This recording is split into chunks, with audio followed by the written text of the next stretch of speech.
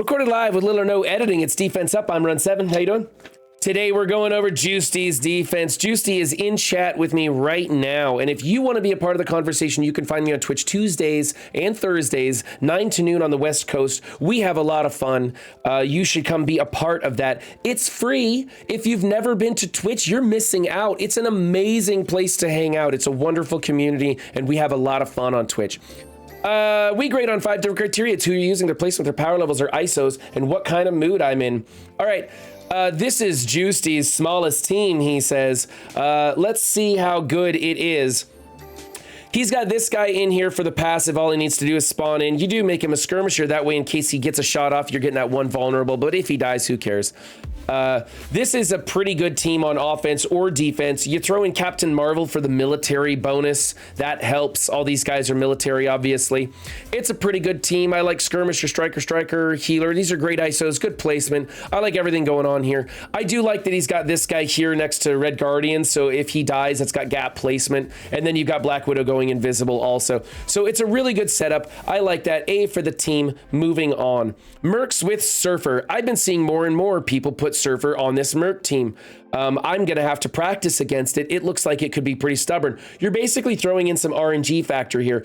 He blows up early and damages them along with the rest of these Mercs going pretty fast and putting out some serious damage. So if you can't get in front of this team, you need a team that can brace and take on all that damage, those negative effects, the blinds, all that stuff. It's not easy to do. So this is a great build. I think a lot of people should be trying this out more often. It kind of throws people for a loop. And at 900k, this team's doing some damage. I don't, however, like Taskmaster as a striker. I like him better as a skirmisher. But he can be a striker. If he's gonna be a striker, let's see here. Oh, I see what Jgiusti's doing. Okay, so he wants to keep Killmonger with his native Raider ISO. He's got Surfer out here as a Raider also, putting out lots of vulnerables. And then Taskmaster is gonna go into those as a striker, and then double tap, stealing the positive effects off of people. Copy clear kind of thing. And then whenever anybody is doing an attack, he's going to be attacking with those extra additional positive effects. And he put Fortifier on both of these guys to ensure that they have some defense up on spawn and that they have good barrier on spawn so that they can take the opening hits from different teams. This is a well-built, well-thought-out team. And if you don't want to do the skirmisher striker combos with your Mercs, this is actually a really fantastic build. I think this is a better way to be doing it. These days, everybody's kind of got this team figured out. So I'm going to go ahead and give him an A for this team. I like what's going on here. This is a good twist on an old favorite. Team number 3. I said I was going to go hard on him, and I'm like, oh, I really like that Merc team. Okay, so here's the Emmarauders again, right? Only instead of Emma, we've got Ghost in here. Ghost is next to Strife, so she blocks those chain attacks by being dodgy as heck. You've got Mystique over here in the other back position. She's invisible and dodgy also, so it makes chain attacks off of anybody very challenging. Let's see, Mystique is going to be giving Sinister positive effects. Sinister will spread it to the rest of the team. You have Minerva as a fortifier rather than a healer because she is kind of squishy. And the reason he went fortifier over here is because if you can kill Strife, you have to immediately kill Minerva so she doesn't revive Strife. With that fortifier on there, it makes it very tricky. I don't think it's necessary. I think you can get just as good a mileage out of her as a healer. So if you've already built her as a healer, don't bother changing it. If you haven't built her as a healer, there's a very good case to be making her a fortifier because we're using her in tech raids and she needs to be able to survive. That's probably why Jgiusti did this, was probably for a tech raid thing rather than this defense. I can't imagine he would be spending those kind of ISOs on war defense because we all know war defense is pretty pointless. Now back to correcting our war defense team. Healer, skirmisher, striker on her. I love these ISOs. I love this placement. I love the team composition. He's probably got Emma someplace else. I think this is a great character to be subbing in place of Emma.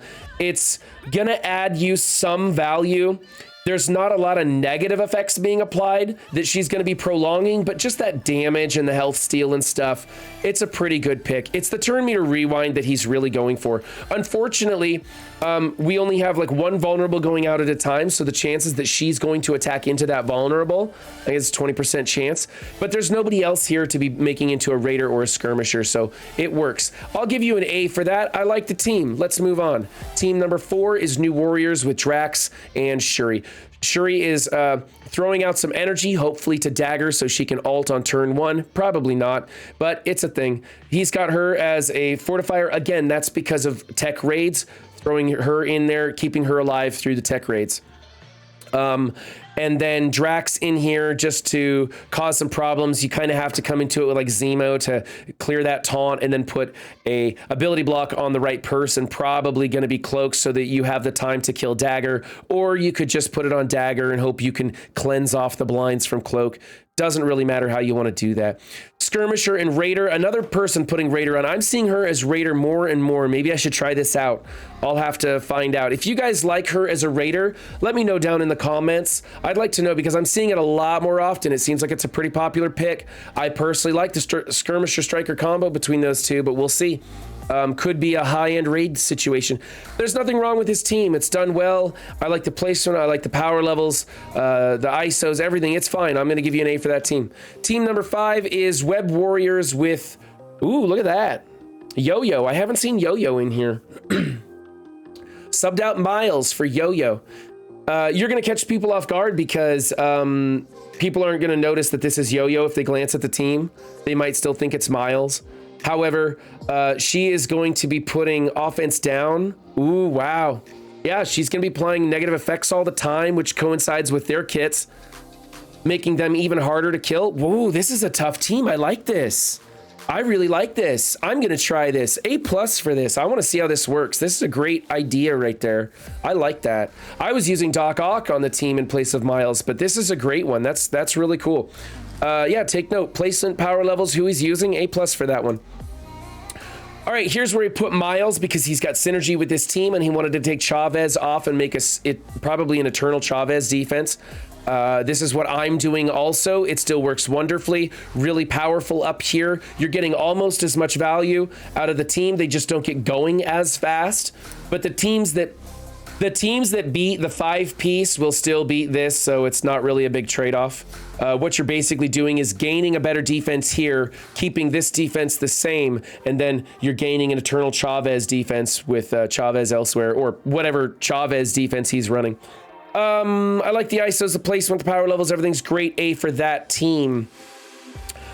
Let's see. Here's the Eternal Chavez one. Okay, and he's got Black Bolt in there doing a little bit of cleanup work because he's not pairing Black Bolt with Yo-Yo, obviously.